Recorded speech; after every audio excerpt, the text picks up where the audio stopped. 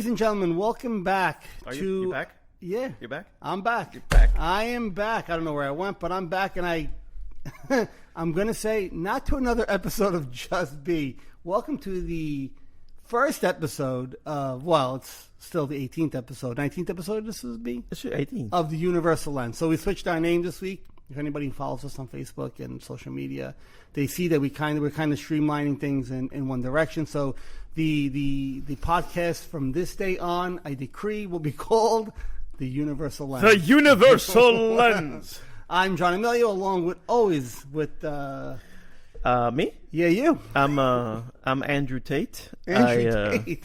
I just came out of Romanian prison. I'm very happy to be out. Of course, as you know. Where do you come up with this shit? What do you mean, where I go? Current events.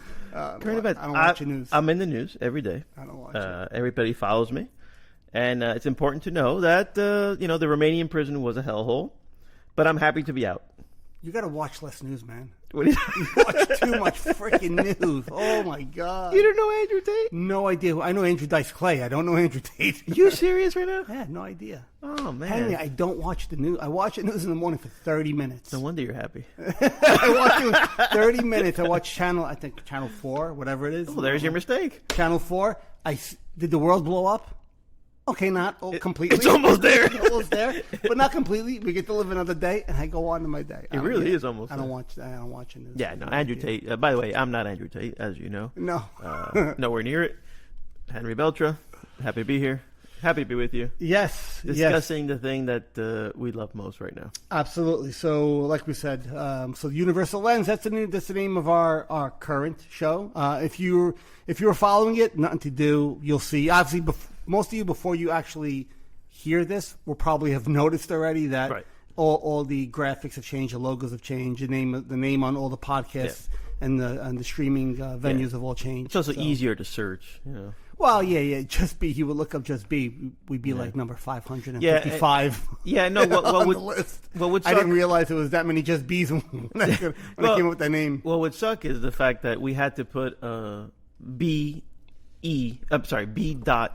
And still, we weren't coming up. Yeah, so... And still we weren't coming... Like, we weren't even in the stratosphere of coming up. Yeah. Of coming up. But the Universal Lens, we are the only podcast with that name. Which, again, surprised me. The same way the book, The Universal Lens, is the only book I did, and I did deep searches called there's the Lens, the Universe, the something else lens, but the Universal Lens so far seems to be a very... Think of how many books have been written. Yeah, no. That was my editor. I give her credit for that. She's like, did you ever Google, because I had other names for the book. She goes, did you ever Google the names of the book? I'm like, no, why? She goes, you should try it. So a couple of names I had, were written by famous spiritual teachers. So I'm like, yeah, that's not going to work. She's like, I know. She's like, right. She goes, you're going up against seasoned published authors who have books that have sold 1 million copies. She's like, you might want to rethink the name. Yeah. And that's where that started. And then we had the conversation also, nobody can find this podcast if they look for it. No, this makes total sense. Yeah, and we kind of stream everything one way. So the book gave birth, for me, the book gave birth to the podcast, or the idea of the podcast that we had, and then, kind of came to fruition. So why not have everything kind of on the same street? The book fused everything, really. Yeah, the book, because if you've been listening to us from day one, then you understand that this is born because this is what we used to do anyway. It started out as coffee, right? Afternoon coffee in my house. This is what we did, and then John writes a book, and I'm like, John, this is the outline for the show, what we're gonna do, and that's kind of what happened. And so, if by the way. Again, John won't say it, but I will. If you haven't read the book, you really ought to. You really ought to, because it's that important. It's really, really good. And if you have kids, give it to your kids. What do you think I'm going to do today? Today, I had the honor of receiving my signed copy. Wow. That's right. My signed copy with a beautiful note left to me, which I'm going to share with my kids and my wife, because everybody said that they wanted to read the book, and I'm hoping that they get the same benefit from the book that I do. So yeah, great. I hope. Thank you and congrats again, because everybody should have Henry Beltra in their life. Let me tell you something. They are good people like Henry Beltra are good for confidence. They're good for your soul. They're very supportive people, man. So You ever read I've been blessed to have them in my life. You're a good reader, right? You're a reader of books. Yeah, depending on the topic, but yes. You ever read the book How to Win Friends and Influence People? No. Okay, I think it was. Who wrote it? Dude, God, I'm sorry if I get, but I think it's Andrew Carnegie, if I'm not mistaken. Okay, I could be wrong. Yeah. And please, nobody kill me, but I think it is. And so, like, everybody has an emotional bank account, and you have to. What was the name of the book? How to Win Friends and Influence People. Okay, continue. I just want Like, you don't be facetious about it, but everybody has an emotional bank account. And you make deposits into that emotional bank account. And as you just mentioned before, that everybody should have me as a friend because, it gives you confidence. And there's nothing facetious about what I'm saying when I say it to you, when I talk about you. There is nothing but love and like pride for you, for everything that you've done and everything that you've done for me, because it's reciprocal. Don't think that I'm here to make you feel better. No, you've helped me in ways that you never even imagined. But everybody has an emotional bank account. And when you deposit in that emotional bank account, that person knows you've made deposits. Now you have a balance with that person. And God forbid you need to withdraw, that person to be like, withdraw, because it's hard to explain. You gotta read the book. But I kind of understand what you're saying. But yeah. it's a great book. And again, especially if you're young. If you're young, this book is incredible in how to set yourself up for your career and like, there's going to be people you come across that you just don't gel with. You still might want to say make a deposit in their emotional bank account. You still might want to, because it'll kind of break the barrier. And it's kind of like you make friends more so than enemies, because nowadays it's very easy to make an enemy. Basically you live and you breathe and you make an enemy. Mm-hmm. But you make more progress in life with this lens. no pun on the term, but this lens gives you a better optic on how to proceed in life, especially in your career, as opposed to the way that the unconscious way. So the unconscious way is, hey, you're a dick to me, I'm a dick to you. It's very difficult when somebody's a dick to you for you to be, wanting to be depositing in their emotional bank account. Well, somebody's acts like that towards you, I can understand why you wouldn't want to. So another way to put, so the way I see what you're saying is, yes, instead of depositing to their emotional bank account, and so it's always a play on words, which is what I love about it. So a lot of people talk about the same thing, but they just use different language. With me being like saying, me expending my energy in somewhere where my energy is not going to be reciprocated back. Pretty much. Right? Same thing, same exact thing. Yep. So like what I say, if there's people in my life who all they do is take from me when I'm around, in other words, good. Make withdrawals, right? So I love this analogy, right? Perfect. Where people are gonna just suck my energy because they want to be heard, this, that, but they never want to reciprocate that back, where there's no flow of give and take. Well, then I'm gonna not expose myself to that as much, because why would I want to be around people who are going to just suck from me and pull from me and not want to, be open for me to, reciprocate, give them some of that energy back, where all they're going to do is deplete me at every chance that they can. And that could be people who are just egoically minded, where it's all about them, people who are just, what's the word I'm looking for? Like self-centered, and the world revolves around them. And if that's the kind of person you are, where you don't want to hear, you want to be heard, but you don't want to listen. Well, listen, I mean, I guess there's different circumstances in life where you might have to put yourself in a situation like that, but you choose not to more often than not. So let me tell you, Dale Carnegie was his name. Dale Carnegie. Okay, so let me tell you something, man. This wasn't even the point of the show today, but I have to tell you because this happens to us. We usually don't have a point until we get going, which is what the beauty is. You never know what you're going to get. John, you pointed out to me something. In other words, you never said it to me, but you were the mirror where I saw my reflection. Yes, everybody calm down. That's right, I said that. Right? You were the mirror. Again, like you always said, me to be the mirror. I remember this must have been, before we started the show, this is when we were just talking back and forth. And I was a complainy pants. Because, in my mind, I have a lot to complain about. Complainy pants. Yeah, I was such a complainer. Like, who would want to see me? Like if you saw me, hey, what's up, Henry? It's like, oh god. In your mind, this would be the hey, the he's gonna text. bitch, he's gonna bitch and moan after He's hear gonna this. tell me about how his industry sucks, which is true. He's gonna tell me about things are going by. Oh, here we go again. Stop that. And I believe that mindfulness is one of those things. Like I don't know if it's one of the tenets, but simply stop your complaining. Oh, sure it is. Complaining keeps complaining. you stuck. Complaining is you're identifying with the situation and 100%. making it who you are now.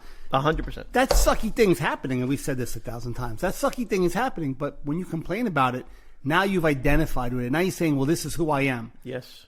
Okay? And I always say, do you feel better after you complain? No. Most times, you actually feel worse. You feel, for that brief second, you might feel like you're telling somebody, you're getting it off your chest, but once it's done, that's the ego's going to come back in, right? And it makes you feel, Yeah. it's going to make you feel even worse, because now it's like, yes, this does suck, and this is the worst. And now you're going to have all this mental rumination going on and on. So complaining is something that you just choose not to do, and you see the benefits of it. You just deal with the situation.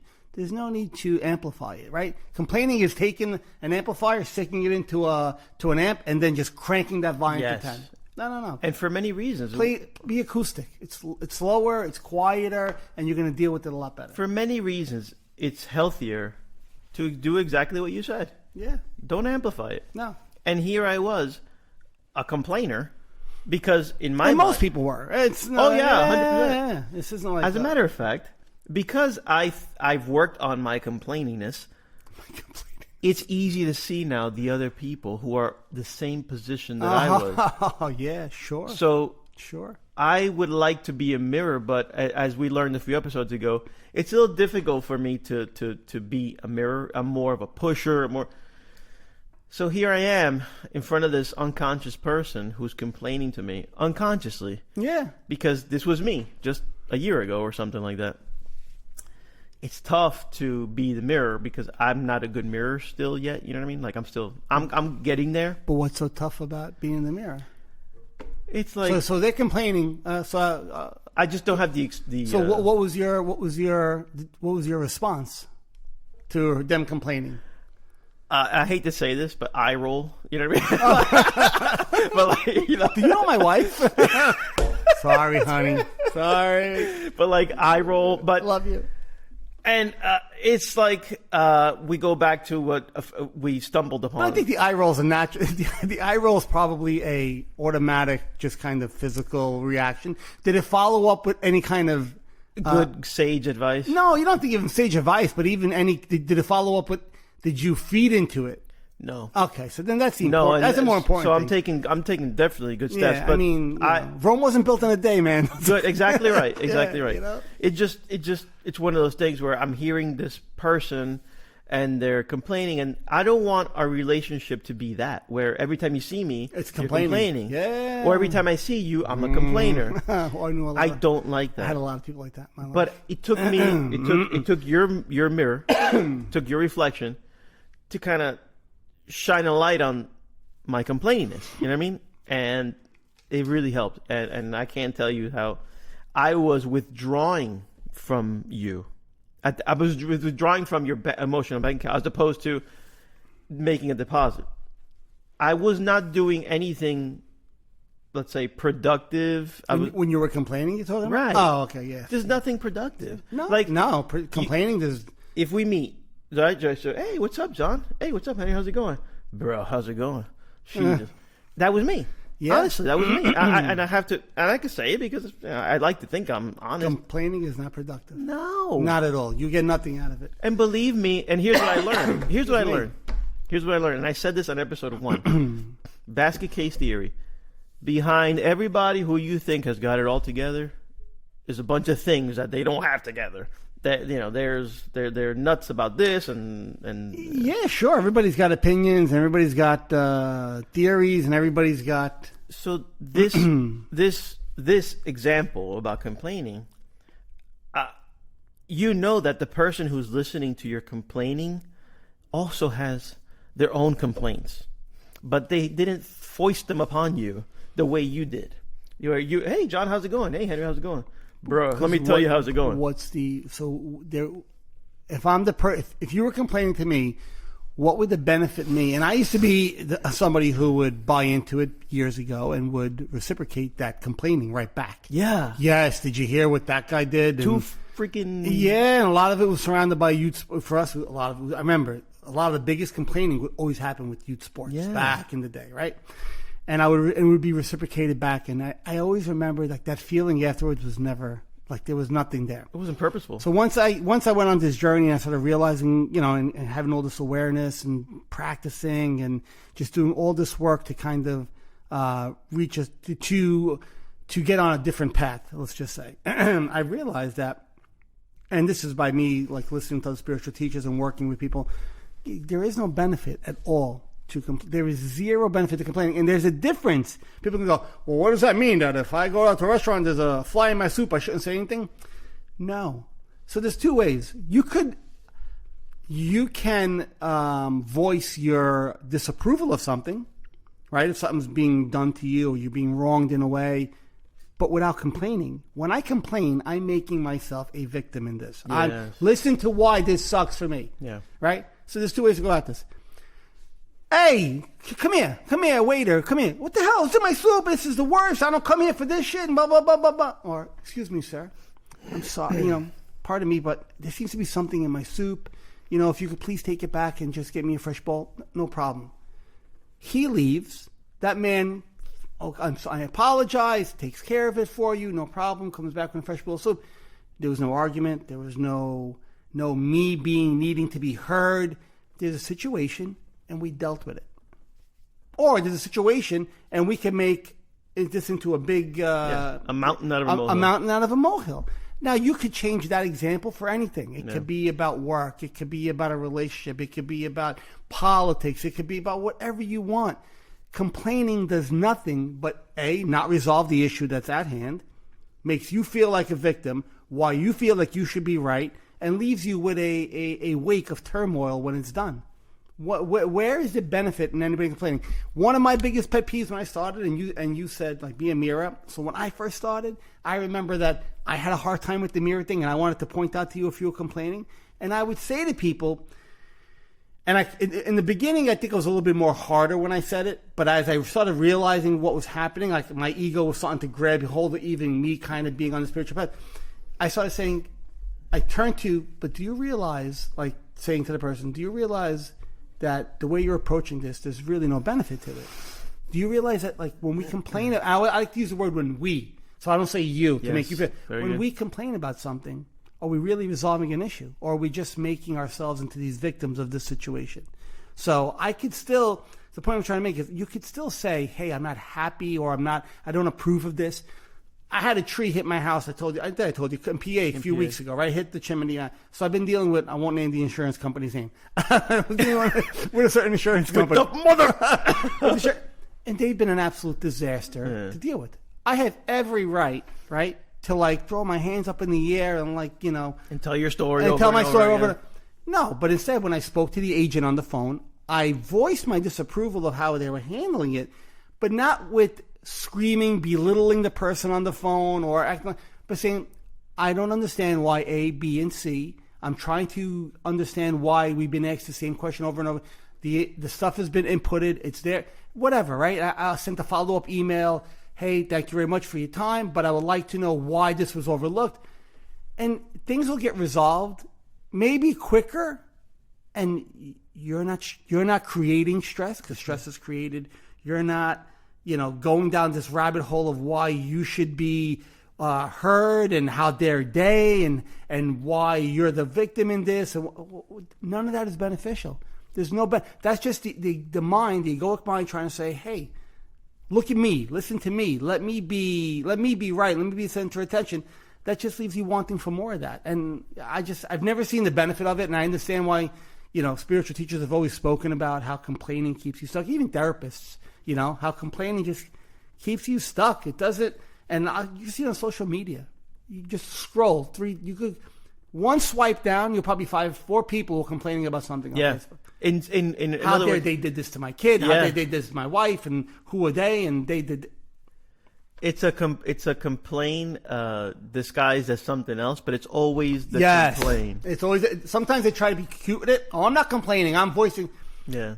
Look at the tone you're using. Look at the language. And look, language is words we need to use, but the tone of voice you use and the words you choose not only change the situation and how it moves forward, but changes how your mind is going to relate with the way you're going to feel as you're doing that, right? The tone you take dictates how your body reacts a lot of times. Yeah, and all that is just words, air pressure and vocal cords pushing things out. But the way we approach it has from my experience, has a monumental reaction to how our body reacts to that in that moment, in that exact moment. Yes. You know, because as again, I'm like a broken record, quoting Scott Adams. We are programmable creatures, and because we are programmable creatures, absolutely programmable, 110%. That's what our minds are. So why don't you choose to program yourself with something productive and something, That's a great question. Something of value. Why don't you choose? Correct. Why don't you choose to program yourself with something productive and something of value? And when I say of value, I'm really referring to your values. Your values. So if, for example, I don't want to complain anymore, so I make a conscious effort to not complain anymore. That first time around feels a certain way. Second time around feels a certain way. Before you know it, you've changed your pattern. You may not be perfect about it. You may slip a complaint here and there. But you'll notice that complaining all of a sudden doesn't feel right to you anymore. Like that high or that little giddy feeling you would get when you felt heard, right? Let's just say that. All of a sudden it's not there, and you're like, I don't want to complain about this. Because there's no that urge to want to do it is gone, and when that urge of wanting to complain starts to disappear, it's because you actually have started to burn off that old egoic pattern that you had. Now, and I say you, I mean the person, whoever you're talking about, where it's no longer something that is as prevalent anymore in your mind or in your hard drive. Let's just say, right? Yeah. So but so when you said before, why don't you choose? Well, you said if we are programmable creatures, why not choose? Why not choose to program with something like of immense value, of immense, Because I don't think the only reason I could think why somebody doesn't choose that is because they're not manning the keyboard. They have no awareness. So they're not actually manning the keyboard to say what they want to download, just to use a computer reference, and what they don't want to download. They're not manning it. The computer's on autopilot at that point, and it's saying, no, this is what we want. This is what we want. It's its own algorithm that's taking over now, and you're no longer without awareness. There's no pointer for you to point where you want to look on that screen, right? They are they're captive to their own AI. Yeah, actually, Eckhart Tolle. I was listening to on my walk yesterday, an interview he did with Oprah. It was a show that he does with Oprah, a podcast. I was listening to a podcast he does with Oprah, and it was him being asked questions. And somebody asked a question about, about awareness and mindfulness and how they relate to it, this and that. And he used this example of, and this is a very prominent spiritual teacher, Eckhart Tolle, right? This isn't, some guy that nobody's ever heard of. He likes to use this cloud downloading information. So it's a very popular reference, this whole computer download thing, because our minds tend to work the same way. Yeah. And he's like, when you don't have awareness, there's almost no filter of the stuff that you're downloading from the cloud, right? It's just not there anymore. But when you have awareness, you could choose what you want to download and what you don't want to download. And I think what you were saying before is, why doesn't a person choose to use the proper programming or pick a better programming? Because they're not aware that they have a choice, or they're not aware that they're actually in control of that part of it, where they could say, well, this is how I want, like the video I did yesterday, right? Values over your emotions that I posted yesterday. You have a choice to say, do I want that emotional response, or do I want that value, like you said before, valued response? So yeah, I mean, lack of awareness. So stop the presses. Stop the presses. Hold up. Are you saying that every single one of us has the ability to be conscious enough to say, I don't want to act this way anymore. I want to act another way. And there's enough of a consciousness to be able to say, yeah, and from one day to the next, you're operating in a different way, you're thinking in a different way, you're talking in a different way, you're using different vocabulary. Yeah, absolutely. So when you change your vocabulary... Reframes everything. Yeah. Reframe. Man. I love that word. Reframes everything, yeah. Scott Adams' new book, Reframe the Brain. Is it really? It's called Reframe Your Brain. Reframe your brain in the universal lens. He basically... seems like a lot of people are talking about the same thing nowadays.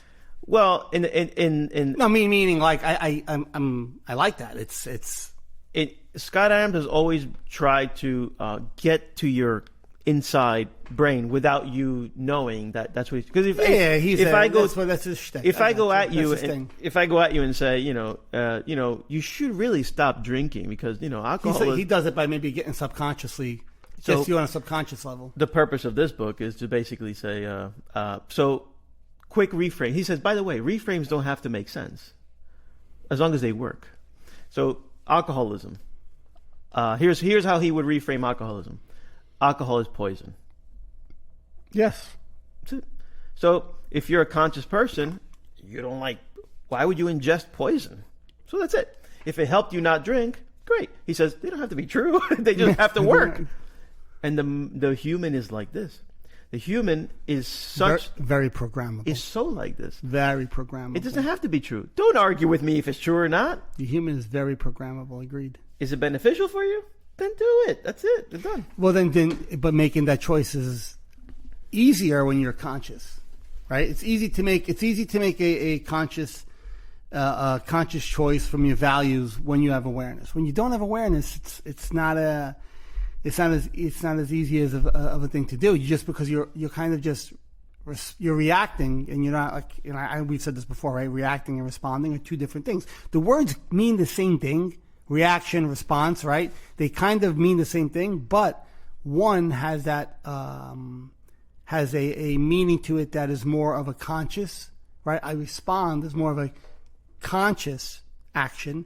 Reaction is more of an unconscious one. Like you go to hit me, I'm not thinking block. I'm going to block. It's just it's an automatic reaction.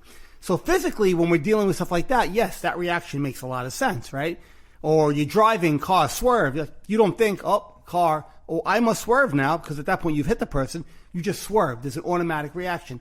But when those physical attributes become mental attributes, where when I say mental, I mean self-talk. I mean like what goes on between our ears, or the way we hear and process things. When we're reacting and we're not responding, well, now you hear something triggers you right away. You come back with something where there's an emotional response right away, like anger, resentment, how dare you, blah blah, whatever. Where when you learn to, especially when we're talking about the mental world, with thoughts and the way we think, when you take a breath when somebody says something, or you take that conscious breath when something is done, or something you see, or something triggers a thought in your mind, and you for a second hold that, well, now you get to respond to it, because now not only that first impulse came and went, but now you can sit there and say, okay, this is how I'm going to respond to it, because I'm going to choose to respond from something I value and something I care about, instead of just an emotion that wants to say, F you or whatever. So I don't know where we were going with that, but no, yeah. this is the natural flow of things. That's what we do. So anyway, that's all. It's all good stuff, and I'm like you said, if you watch my video yesterday, I talked a lot about values and emotions and stuff like that. I have this this thing from hello. You're on Candid Camera. Hey, how you doing? We're doing a little taping here while we're doing this. Yeah. Also, this is what it looks like. Gets made. This is what it looks like in the dungeon of in my basement. This is not a basement. This is a studio. It's our studio, yes. It is our studio. Our little table in the middle of the floor with my Eli Manning jersey behind me. Go Giants! Yeah, baby. Go Giants! There was this. passage by Eckhart Tolle, which I'm going to read real quick. I thought it was really good. It says, "The great arises out of small things that are honored and cared for. Everybody's life really consists of small things. Greatness is a mental abstraction and a favorite fantasy of the ego. The paradox is that foundation for greatness is honoring the small things of the present moment instead of pursuing the idea of greatness. The present moment is always small in the sense that it's always simple, but concealed within it lies the greatest power. Like an atom, it's one of the smallest things, but yet contains enormous power. Only when you align yourself with the present moment do you have access to that power. Or it may be true to say that it then has access to you and through you to this world. Jesus was referring to this power when he said, 'It is not I, but the Father within me who does the work, and I can of my own self do nothing.' Anxiety, stress, and negativity cut you off from that power. The illusion that you are separate from that power that runs the universe returns. You feel yourself to be alone, struggling against something or trying to achieve this or that. But why did anxiety, stress, and negativity arise? Because you turned away from the present moment. And why did you do that? You thought something else was more important. You forgot your main purpose. One small error, one misperception creates a world of suffering. Through the present moment, you have access to the power of life itself, which is that which has traditionally been called God. As soon as you turn away from it, God ceases to be a reality in your life, and all you are left with is a mental concept of God, which some people believe in and others deny. Even belief in God is only a poor substitute for the living reality of God manifesting every moment of your life. Now, I thought that was kind of a very profound. It's very heady. It's very heady. You got to have a but hold on. long. But you could drop a lot of the words in that. Yeah. Right? And I think that's where Eckhart kind of loses people sometimes. All he's saying there, and I'll summarize that into just a few words, is when we think that the present moment needs to be something else than it actually is when we create anxiety, suffering, pain, and that's it. It's so when he says things like when you have this idea of, and he uses the word God, when you have this idea of God, you've lost what God actually is already, right? Now, I know it's maybe a little deep in this. It's not even a religious thing that he's talking about. It's more of a... It's an example. It's an example that he's giving, right? So that hopefully many people can identify with. So while that was a very deep, and I know a lot of people probably, and maybe some people got it, maybe some people were like, I kind of understand what he's saying, but there's a lot of words there that, and he tends to use a lot of words like that, which can be a little heady, like you said. But what I love about it is how it makes the point, especially the part like the atom. It's one of the smallest things, yet contains enormous power. So an atom you can see an atom, but yet without atoms, we don't have life. Like it just sees.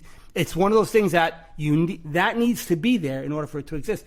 And that's the connection he's making with the present moment. Without presence, everything else is, to give it body. I think we can refer back to my. Watching your daughter at the ballerina recital. Yeah. So it's the same thing.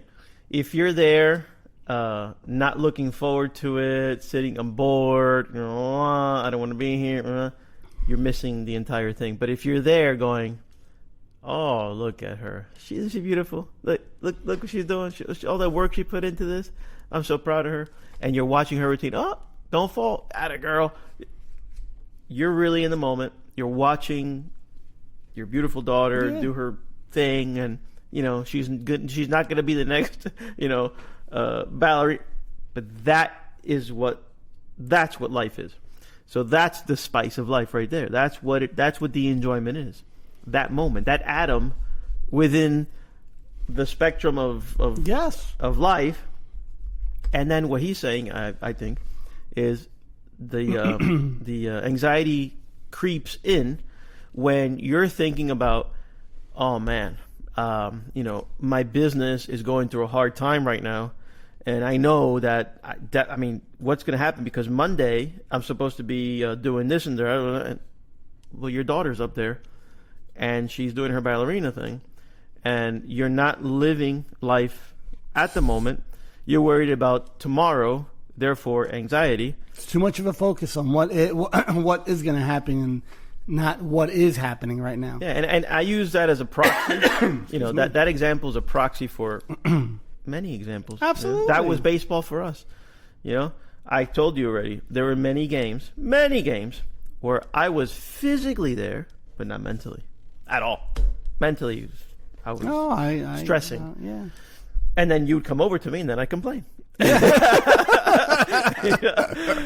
That's. And I still kept coming over to you anyway. Yeah, but notice how when you stop complaining, when you stop doing all these things we were talking about, things tend to improve, even if, referring back to scams, even if it's not true. So even if your industry is going through a bad time, even if you're suffering, you're feeling a little better. You're feeling better. You're feeling all right. Like you can process this. You can go through it. You're good. Even if truly in about 2 months we can't. Yeah, but we can't. Again, it's if we keep living in what will be. You're saying, like, the whole thing with the ballerina and your daughter, you're going to keep missing out on what actually is. What actually is happening. Because 2 weeks from now is, by the way, is never going to happen because only this moment happens. Yeah, like that future, our perception of that future moment, like, never happens. They never usually happen the way we perceive things are going to happen exactly. There's always some sort of variance of it that things that change. But, like, the future is never going to happen just the way the past isn't. Like, only thing that ever happens is now. It's this mental back and forth that we have is what is where it keeps you away from, actually kind of being present in life and finding enjoyment. Even if you're going through the shittiest thing. You ever hear, like, somebody who says, I only have so much, like somebody who unfortunately, if they have a disease and they only have so much time to live. Well, they could spend the rest of their days, and I'm not saying they're going to be happy or joyful, right. Because those emotions are hard to commandeer when you're dealing with something like that. But that's very extreme, yeah. But you have a choice. Do I want to be present in my life now? 100%. Your mind's going to tell you, but this is going to happen in 4 months. This is going to happen in 4 months. This is going to happen in 4 months. So 4 months comes from now, what's going to happen happens, let's just say, and you haven't been present for those last 4 months of life and maybe missed out on things, experiences with family. So, again, this isn't to say that even though you're going through that, like, you're going to, like I said, I like that word commandeer, like, you're going to commandeer this happy feeling. No, it's not about commandeering a happy feeling and saying, I'm going to be happy, I'm going to live life to the fullest. It's about just being present and not following those stories and why things are going to be different, why things are going to suck 4 months from now, because all it does is keep pulling you away from living your life now.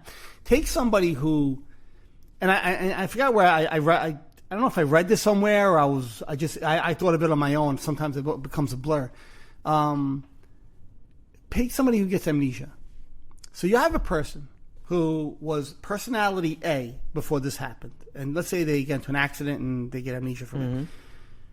They get amnesia, they come out of it, completely different person. Things that they were worrying about are gone. They're more carefree now. They're not attached to anything. Like, their mind's a blank slate.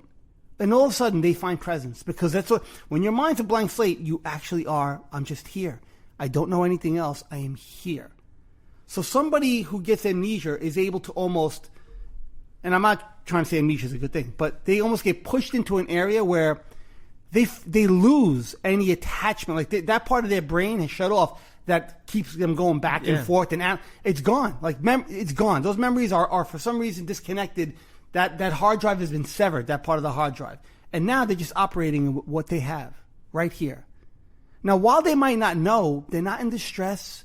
They just don't know, right? And now, once they start rebuilding those memories again, yes, depending on the situation they're in, if they don't approach it properly, I'm sure it can be very stressful if they try to. But for that first few moments, they're almost at peace, these people. Like, somebody was almost at peace, right? Because imagine being able to say, I want to forget this. And this is why I bring this up. I want to forget this just so I can enjoy this for the next 5 minutes. Well, you don't have to forget it like somebody who gets amnesia and they kind of get pushed into that where they can't remember something. But if you just focus on where you are and just let that be, you'll find you could find that, like, you know. And I kind of thought amnesia was a I don't say odd, but kind of a cool, just a particular way to look at this, where, like, hey, these people, when they kind of lose all these personality traits that they had, they forget who they were. Like, they find something completely different. So it shows you how the mind can be reprogrammed. Yeah. Like that. Yes. Like that. So we think like our personalities are who we are, but they're not. Because if I can forget who I was in a second because of an injury, so who was that personality then? It was just a bunch of memories. It was a bunch of memories that my mind is putting together that are coming from somewhere. So why take them serious now? Why wait till you have to, God forbid, somebody gets amnesia or something like that? Why take them serious now? Yes. Why take my personality serious? Why take my memory serious? Why take my thoughts serious? Right. Why take any of you serious? Computer, use you as I need you, and if I don't, I don't. Why do you give more weight to this thought Than that thought? over this thought? Because that's what the mind does. Yeah. Because especially if you're not attached. manning the keyboard. No, you're not manning the keyboard. Correct. 100%. And so, agreed. yeah, and like the mistake that I was trying to make is, in the beginning, was, hey, amnesia this thought, and you're saying no. if you get into a bad accident and you have amnesia, well, okay, fine, but you can't amnesia the thoughts, and you shouldn't have to amnesia the thoughts. What you have to do is man your keyboard. That's what you should do. Man your keyboard, so that when this thought comes in and says, hey, attention to me, you're like, nah, I'm good. I'm going to pay attention to here. I'm going to pay attention to my daughter who's having a beautiful recital right now. Yes. What? Yep. See ya. That's it, I think I think the whole purpose of mindfulness. Which, by the way, I'm very excited that my industry, which is a very mindless industry, a lot of industry though, not just yours. Mindless, never mind mindful, and that's right. I don't care if you hear this industry. I'm going to a trade show for the industry in Orlando, and I shared with you, I'm very excited that in the agenda is they're going to come up with a mindfulness seminar. And I'm like, oh yeah, you told me about it. Yeah, and I'm like, mindfulness in my industry, the most mindless industry that could ever come about. Like, what? But I am very intrigued because I don't know if I don't want to use we because but I don't know. We. I don't know if we are in the birthing stage of a mindfulness, let's say, era. Yeah, I don't want to say era, but it's kind of like there's a crack produced. I think there is. We should put a wedge in that crack and try to break it open. There you go. And I'm like, so thank you. That's perfect because that's exactly what I want to do. So I want to go there. And I want to go there before anybody's talking, and I want to meet what the agenda is. Like, I want to know who's talking, what's the agenda, how are we doing this mindfulness thing, or what am I going to listen to? And I want to be able to see what's going on, and because this is kind of my part-time, this is our little, this is what we do for a hobby. Yeah. I want to see what's going on, and if this is able to permeate industries, incredible. Well, yeah, I think it already. I think it is because I know a lot of companies they try to do these like mindfulness retreats. Really? Yeah, they do, but the way they approach them is very differently. Huh? I'm in the wrong industry. I want to go to the. Yeah, well, no. So you work, like, say you work at use a company, Johnson and Johnson, like a big firm. Right. I'm sure that they have, especially these bigger companies like that, they have some sort of classes for anxiety or stress or mindfulness. Now, they tend to be very bland, the classes. I think kind of just like, okay, do this. They don't take you behind the veil of thought like we do. So they don't give it the flair we do. No. They don't put I shouldn't say that they don't. Most corporate ones probably don't. Right. A private one, for sure. Like somebody who's just a mindfulness instructor, well, their goal is to get you to see behind that veil of thought, right? To get you to realize that you're not the things that you hear and see in your mind, that you're this greater essence behind it. The ones that you probably see at like these corporate functions, they're more like, we kind of have to do them, to keep our employees from like walking on the ledge. Trying to say people who are really stressed. Go through the motions. Yeah, go through the motions. It's for anti-stress and teach them how to meditate. And I'm sure they're beneficial on a level because it's a great introduction. But most of those, I don't think you're going to get really, really deep like you would if you work with a spiritual teacher or a mindfulness instructor, like somebody who, hey, this is all I do. Now, if it's a private person who's at a conference, could be, could be. But I've always noticed like the really good ones usually don't, speak at major conferences and stuff like that. Well, or the ones who are going to really take you in and stuff. I don't know anything from anything, but I think that I could be wrong, but that's from speaking to people who work for companies, because I've had discussions about programs like this. They're beneficial, but they're not like what we do. They're not what we're trying to do. That's what I was going to say. I think if you listen to this show every week, I think you're like 3 legs up above anybody, let's say, just attending one of these corporate ones. Yeah, 1, 2, 3, ABC. Yeah, and that's what they kind of are. So like a 12-step program. Right. Almost. So if you listen to the show, you are much more informed, much more aware. You're much more emotionally, let's say, bonded with us and what we do, and kind of like you feel it, as opposed to the robot who's going to be, well, let me tell you about this, let me tell you about that. All right, is my half an hour up? Is my hour up? Good. Let me collect my fee. Yep. I'm out. So I think I'm going to go there, and I'm going to plant this seed, if possible. Like, we have a podcast, and check it out. Again, I'm like a pirate going into a place. But simply put, if you show up, because John, you got to go to these things. Like, I've been to many of these industry shows. Oh yeah, trade John, shows. Yeah. They suck. Okay, they suck in the sense. But it's cool to see it. But they suck in the sense they have a bunch of events. Nobody goes. Nobody really goes to these events. I mean, some people do, but if you show up at a mindfulness event, it's because you're searching for something. Yeah, at least you're not looking for the newest Carrera stone that's coming out of. But you're right. You took your time out of the stone world to come to this mindfulness event, which is in the stone industry exhibition. There's got to be something that's intriguing. Something is drawing you here because it's not related to anything that's there. And that's our market. That's That's our market. That's our target market right there. That's the guy People who are looking for it. Yeah. That's the guy or girl who's curious. And we're here to say, hey, you're curious? Check us out. We are at the ground floor greeting you. We're like, oh my God, you've been to Italy. We've been to Italy. You've been to Europe, right? When you pass by the little piazzas, and there's the guy with the apron with the menus in his hand. Ciao. That's us. We're out the there. Tourist traps. Yeah, we're out there and on the ground in the piazza with menus in our hands.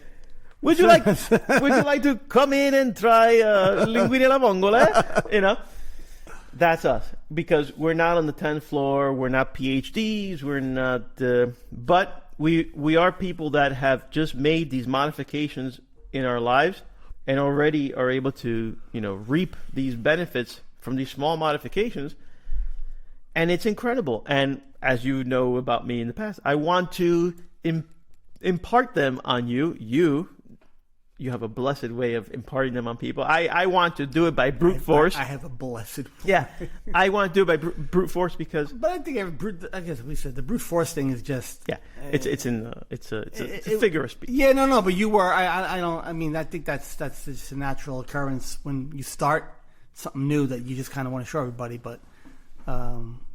But imagine if they're able to just get this content in a very leisurely manner, and when they go take a walk, when they're driving to work, they play us, and it helps reinforce what they're trying to do. And it could be because of us. You chose to try a technique. You chose to like today we talked about complaining a little bit, and that was completely. It was unscripted. Everything's unscripted. Yeah, everything's unscripted. We have ideas, but that's about it. But that little bit right there, it might change somebody. Like literally today, if you listen and you're like complaining, yeah, and if that resonated with you, well then try not complaining. Try to catch yourself not complaining. Try to identify if you're a complainer. I can't tell you how when I came to the epiphany, like, son of a bitch, I'm a complainer. I'm a complainer. So I try not to complain. Yeah. Because that was my identity, complaining. Like if you ask me, hey, how's it going? Complaining. And I'm going to tell you this, because we spoke about this before, about how the people that you surround yourself with, it makes it tough for you to still be in your good place, right? Like, I'm not going to name names because in case you listen, but I'm with the baseball crowd, right?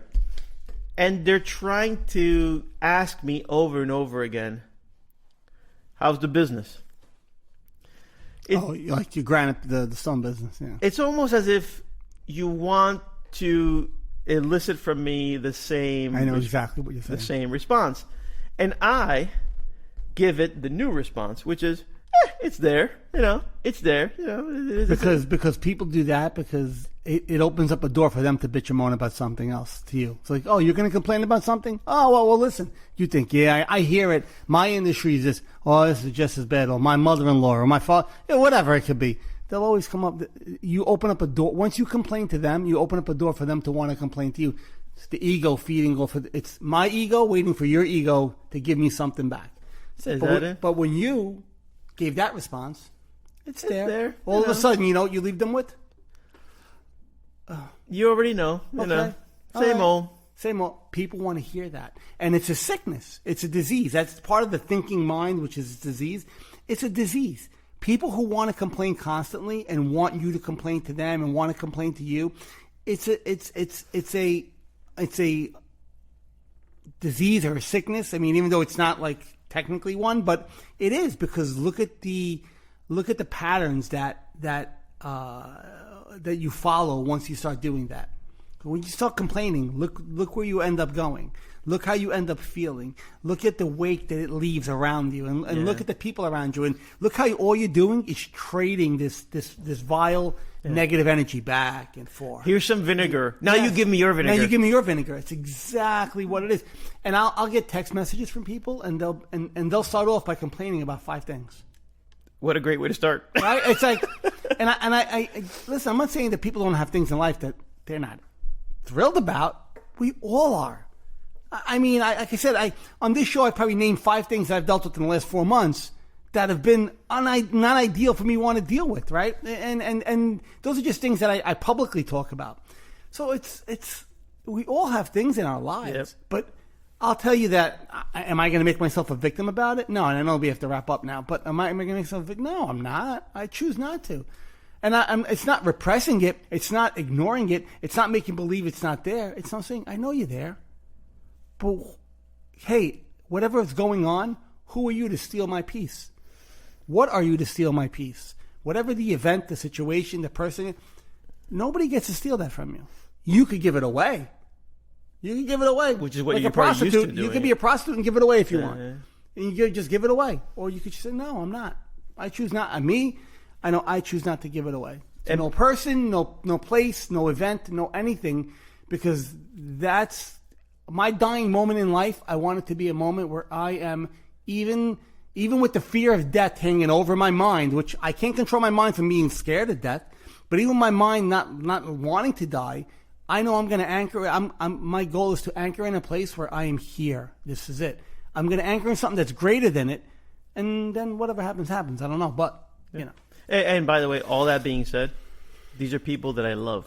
Like, the person that asked me this, it's not about not loving and caring for these those people. These are people that they love me, I love them, and they mean well. They don't mean to do this, which is another thing. They're so unconscious that they don't even know what they're doing. They don't know they're trading vinegars.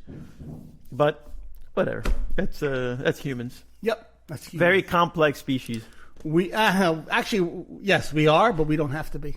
Yeah, because we're very simple, but we made it. We've overcomplicated. We've made it really complex. KISS. Keep it simple, stupid. Yeah. It's very easy. Oh, Remember I KISS. thought you were giving me a command. No. Keep it simple, stupid. I tell my kids, I go, keep it simple, stupid. I Yeah. go, don't overcomplicate anything in life because your mind wants to overcomplicate things without realizing it. It wants to keep analyzing and keep figuring out. It's what it's there for. And it wants to trade these war stories. Yes, Yeah, learn to use horrible. it properly. Anyway, so I hope everybody enjoyed our 18th, 19th episode. 18th episode. I lost count of. Is it 18? Of the what? I think it is. Isn't it I think episode so. 18? I think so. If it's not, just make believe it. Just make believe it is. In our first of what was Just Be, in our first episode of now the Universal Lens, nothing has changed but the name and the logo. TUL. TUL. When you texted me that, I was like, "What the hell's T?" Oh, I was like, "It's the Universal Lens." I was like, "Toll. What the hell's a toll?" So anyway, Eckhart Tolle. Eckhart Tolle, baby. So anyway, I hope everybody enjoyed our first episode of under the new banner Universal Lens, and that's what we'll be going guys from now on. And just keep an eye out for some cool new content and videos that we'll be posting and stuff as we move forward. So, anything else to add before we dismiss class? Even though half of them probably already walked out in the back room. No. This is Symphony Sid signing off. What the hell, Symphony? You never saw No, man. I live under a rock. Don't you know the movie Private Parts with Howard Stern. Oh, no, I never saw that movie. He talks about how he grew up and then he goes. He went on after Symphony Sid. Yeah, sorry, some boy. This is Symphony Sid signing off. I gotta listen to him more often. Nah, you know, he's No? crazy. Oh, yeah, I think he'd be funny. He used to be, but all right. now he's a freaking lunatic. Yes. Okay, so, all right, think we're good? Yes. All right, let's, as we usually do, I'll do a little guided meditation, just take everybody out. So whatever we spoke about today, if your mind is kind of chewing on it, as we start taking a few deep breaths, just allow those thoughts to be there. We're not going to engage. The goal is not to engage any of that, just to allow it all to be there and notice it all. And let's start by taking and continue taking those breaths in through the nose.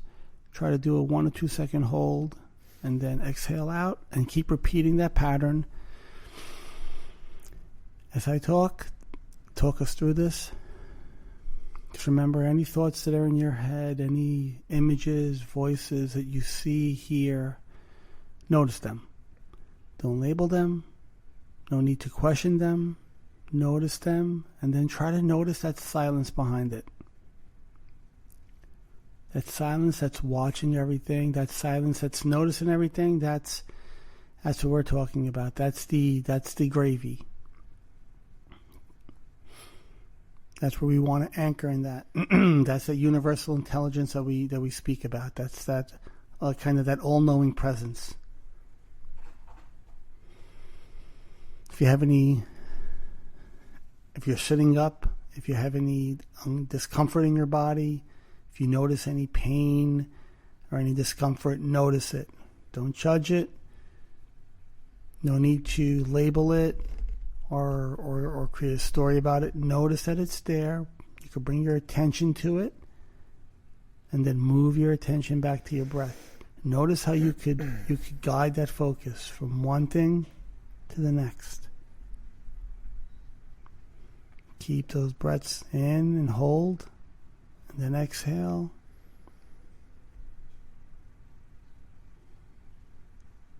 If you feel any tension in your body, we always speak about this every week. If you feel that your shoulders you could tell if they're tense and shrugged up, just release them.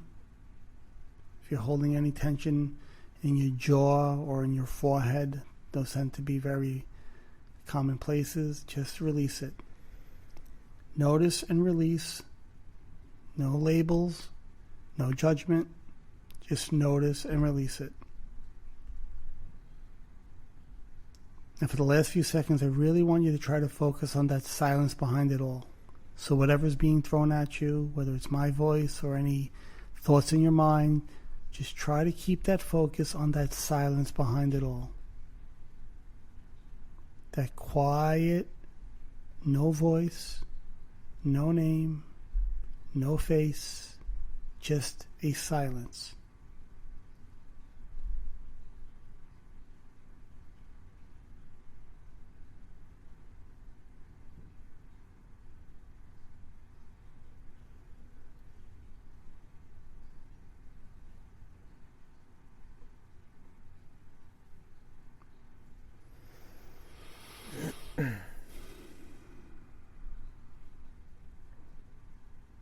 Let's take one more good deep breath.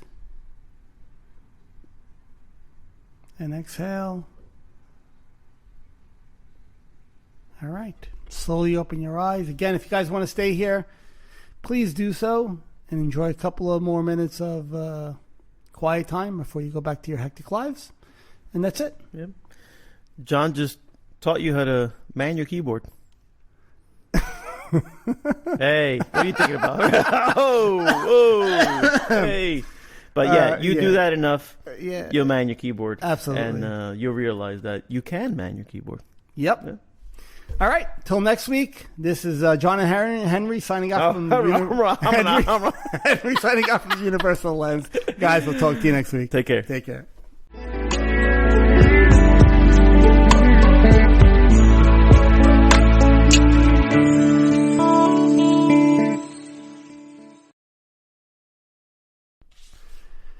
The insights and discussions that we speak about on our show are our own opinions and based on our life experiences. If you or someone in your family or someone you know is suffering and in need of help, please get them that help through medical attention or seeking proper therapy. Again, what we speak about are based on our experiences and not intended to be taken as a form of therapy.